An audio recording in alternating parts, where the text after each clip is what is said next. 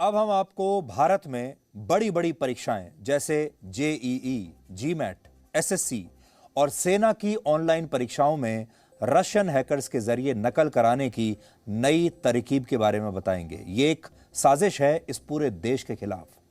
इस बार नकल कराने वाले एक गिरोह ने रशिया के हैकर से संपर्क किया और उन्होंने ऑनलाइन परीक्षा देने वाले छात्रों के लैपटॉप का रिमोट एक्सेस ले लिया और वहीं से सारे सवालों के सही सही जवाब लैपटॉप में फीड कर दिए। पिछले 3 वर्षों में ऐसे अनेक मामले हुए हैं जहां बहुत सारे भ्रष्ट छात्रों ने लाखों रुपया देकर इसी तरह से ये बड़ी बड़ी परीक्षाएं पास की हैं और लोगों को पता भी नहीं, जबकि वो इसके असली हकदार नहीं थे।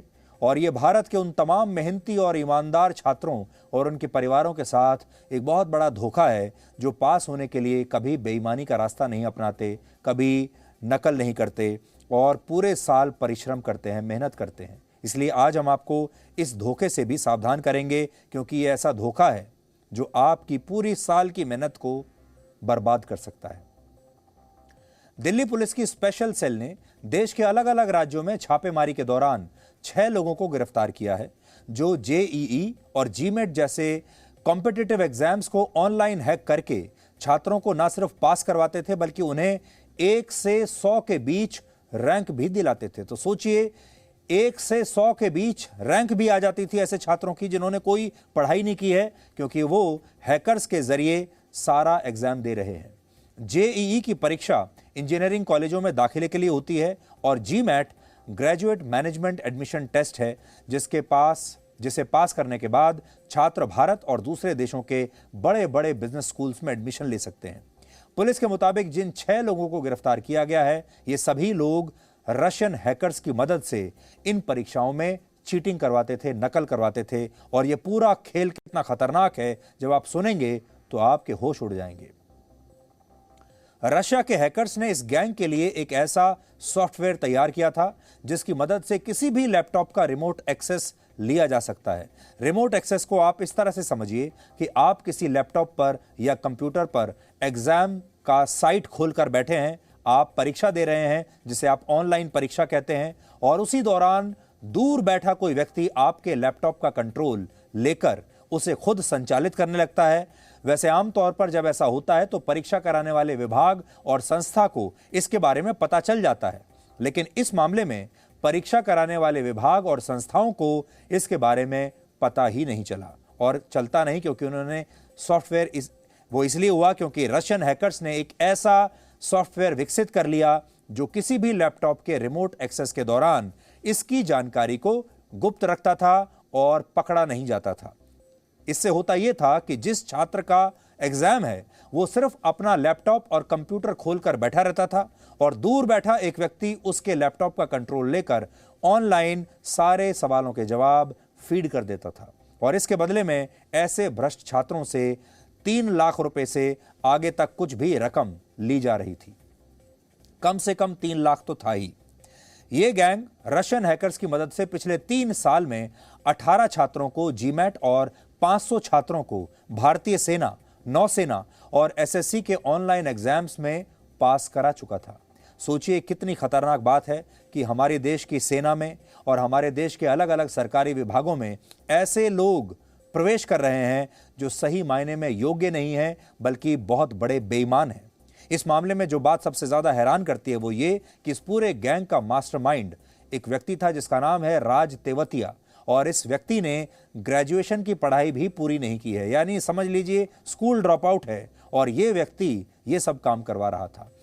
33 साल के इस व्यक्ति ने आगरा, मुंबई और दिल्ली समेत कई बड़े शहरों में कंप्यूटर लैब्स खोली हुई थी, जहां वो ऐसे लोगों को लेकर आता था जो छात्रों की जगह वहां से बैठकर उनके लिए परीक्षा देते थे। इन्हें सॉल्वर्स कहा जाता है। इसके अलावा इस आरोपी पर हरियाणा में भी कई मामले दर्ज हैं और इस पर 1 लाख रुपए का इनाम भी हरियाणा पुलिस ने घोषित किया हुआ है।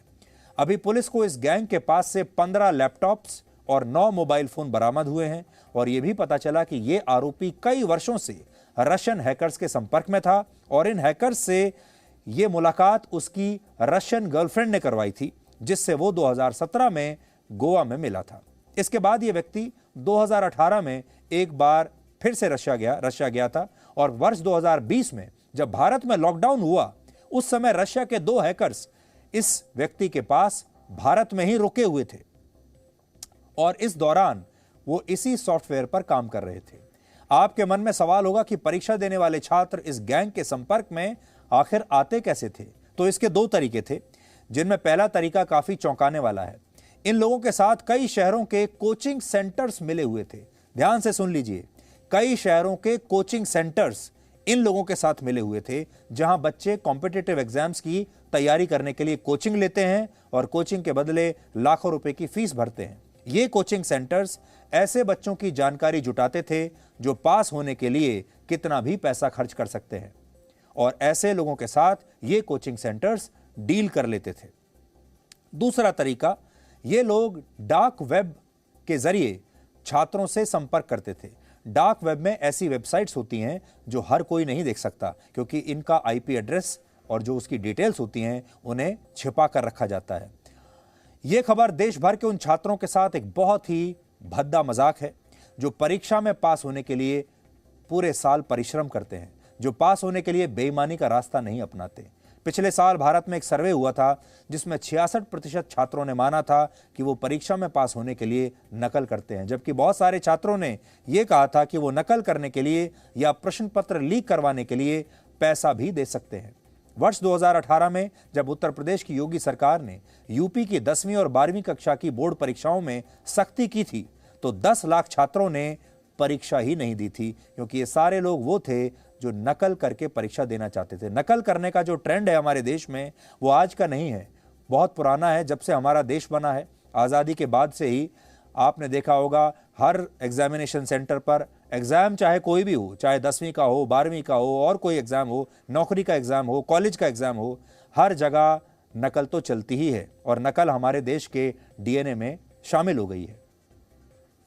एक जमाना था जब परीक्षाओं में छात्र फर्रे चलाकर पास होने की कोशिश करते थे। आपको ये वो भी जमाना याद होगा जब कॉम्पिटिटिव एग्जाम्स में सख्ती बढ़ने लगी और ये सब चीजें मुश्किल हो गई, इस तरह से नकल करना, तो परीक्षा से पहले ही प्रश्न पत्र लीक होने लगे, प्रश्न पत्रों को खरीदा जाने लगा। एक रिपोर्ट के मुताबिक भारत में वर्ष 2007 से 2012 के बीच 5 वर्षों में 70 से ज्यादा परीक्षाओं के क्वेश्चन पेपर लीक हुए, जिसके बाद बहुत सारी परीक्षाओं को रद्द भी करना पड़ा। अब तो हमारे देश में ये ट्रेंड बन गया है, हर साल कोई ना कोई परीक्षा रद्द होती रहती है, क्योंकि उसका क्वेश्चन पेपर पहले से लीक हो जाता है या बिक जाता है या इस तरह के हैकर्स के हाथ में चला जाता है।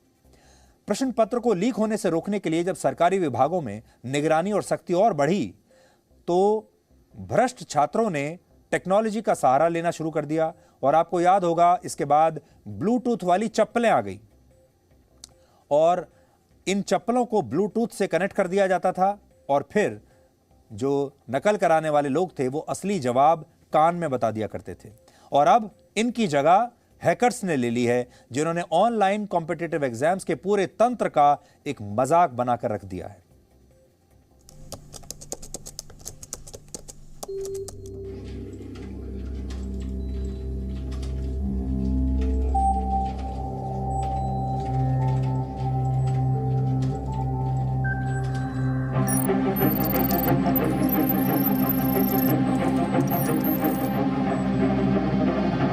लास्ट 2 साल से ये मॉड्यूल एक्टिव था, जिसमें ये हर तरीके का एग्ज़ाम करवा रहे थे। हमने जो एग्ज़ाम बस्ट किया है ये GMAT एग्ज़ाम किया है। GMAT में हमारा ही दिल्ली पुलिस के हेड कांस्टेबल मनप्रीत को हमने डिकॉय कस्टमर बना के ये पूरी डील स्ट्राइक करी थी।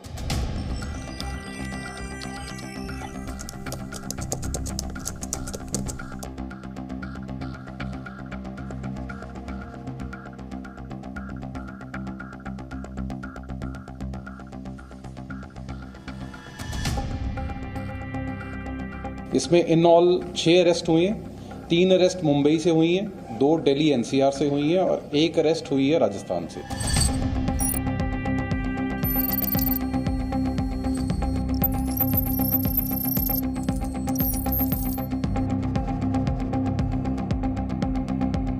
राज तेवतिया नाम के एक जो हमने अक्यूज को अरेस्ट किया है, जिसने रशियन हैकर्स तक को हायर करके वेरियस जो रिप्यूटेड ऑनलाइन एग्जाम्स करवाने वाले प्लेटफॉर्म्स हैं उनके वल्नरेबिलिटीज़ को ढूंढ के और अपने रिमोट एक्सेस को क्रिएट करने के लिए काफ़ी देर से ये काम कर रहा था और ये ऑन रन था लास्ट 6 मंथ से। जो राज तेवतिया था ये रशिया में 2018 में गया भी था इस पर्पज़ के लिए और इसने वहाँ पे 2 रशियन हैकर्स को कांटेक्ट किया था। उसमें से एक रशियन हैकर तो इसके पास जब लॉकडाउन हुआ तब उससे पहले यहीं था, तो वो लॉकडाउन में यहाँ फंस भी गया था।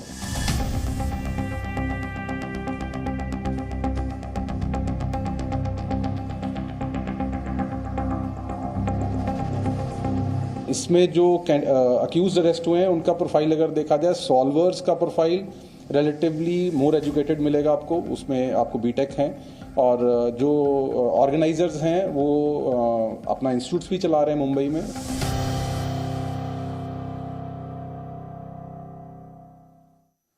तो अब एक बड़ा मजेदार किस्सा सुनिए। पुलिस को आखिर पता कैसे चला इस गैंग के बारे में? पुलिस को बहुत सारे लोगों ने इसके बारे में शिकायत की कि ऐसा हो रहा है और फिर डार्क वेब के जरिए पुलिस ने खुद इस गैंग से एक छात्र बनकर संपर्क किया। तो पुलिस का एक अधिकारी एक छात्र बना और छात्र बनकर उसने इस गैंग से संपर्क किया और कहा कि उसे जीमैट की परीक्षा देनी है और जीमैट में उसे अच्छा स्कोर चाहिए। ये जो हैकर्स थे और ये जो लोग थे ये इस झांसे में आ गए और इन्होंने कहा कि हम आपको जीमैट में अच्छे नंबर दिलवा देंगे, लेकिन आपको 3 लाख रुपए भरने पड़ेंगे। उसके बाद पुलिस ने जो अकाउंट नंबर उन्होंने दिया उसमें 3 लाख रुपए भर दिए, ट्रांसफर कर दिए। जब 3 लाख रुपए आ गए तो उन्हें ये भरोसा हो गया कि ये कोई असली छात्र ही होगा, क्योंकि नकली छात्र 3 लाख रुपए कैसे देता। उसके बाद उन्होंने ये परीक्षा का आयोजन करवाया, जीमैट की परीक्षा हुई और यही पुलिस कर्मचारी जो नकली छात्र बनकर जिसने पैसा भरा था, इसने वाकई में एग्जाम दिया और इसका जो लैपटॉप था उसका रिमोट एक्सेस उन रशियन हैकर्स ने ले लिया और फिर उसके बदले में सारे जवाब लिख दिए। और आपको यकीन नहीं होगा कि ये जो पुलिस वाला था, जो छात्र बना हुआ था, उसे जीमैट में 800 में से 780 नंबर मिल भी गए। ये बड़ी बात है। क्या आप पूरे साल परिश्रम करके 800 में से 780 नंबर ले सकते हैं जीमैट की परीक्षा में? लेकिन इस पुलिस वाले के आ गए और ये पुलिस वाला तो इसलिए ये सब कर रहा था क्योंकि इसे पकड़ना था और जैसे ही ये हुआ उन्होंने उस गैंग को पकड़ लिया। लेकिन अब आप सोचिए, न जाने इस देश में ऐसे कितने छात्र होंगे जिन्होंने 80 में से 800 में से 780 नंबर सिर्फ इस तरह की धांधलेबाजी करके ले लिए होंगे। और जो छात्र पूरे साल मेहनत करके परीक्षा दे रहे होंगे और उनके नंबर कम आए होंगे, 800 में से किसी के 750 आए, 700 आए, 600, 500 कुछ भी आया होगा, उन्होंने अपने आप को कितना कोसा होगा। ये उनके साथ एक बहुत बड़ा मजाक है। जीमैट की परीक्षा कभी भी दी जा सकती है। अगर छात्र ने तैयारी की हुई है तो वो परीक्षा के लिए कभी भी आवेदन कर सकता है और वो फिर उसे परीक्षा की तारीख दी जाती है और ये परीक्षा ऑनलाइन होती है। इसलिए जो आपको ये बात बता रहे हैं कि जब इस पुलिस के अधिकारी से उनकी पूरी डील हो गई तो उन्होंने कहा कि अब आप ऑनलाइन आवेदन भर दीजिए, आप जीमैट का ऑनलाइन परीक्षा दीजिए और हम आपको ऑनलाइन ही आपका पूरा एग्जाम सॉल्व कर देंगे। और ये हो भी गया। 800 में से 780 नंबर जीमैट की परीक्षा में मिल गए 3 लाख रुपए खर्च करके। अब आप सोचिए, इसलिए आप सबको बहुत सावधान रहना है।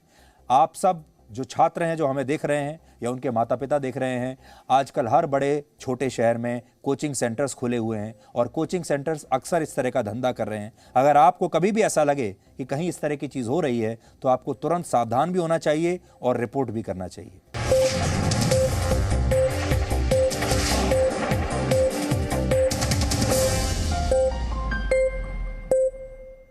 Presenting B News app, available on Google Play and App Store. Download it now.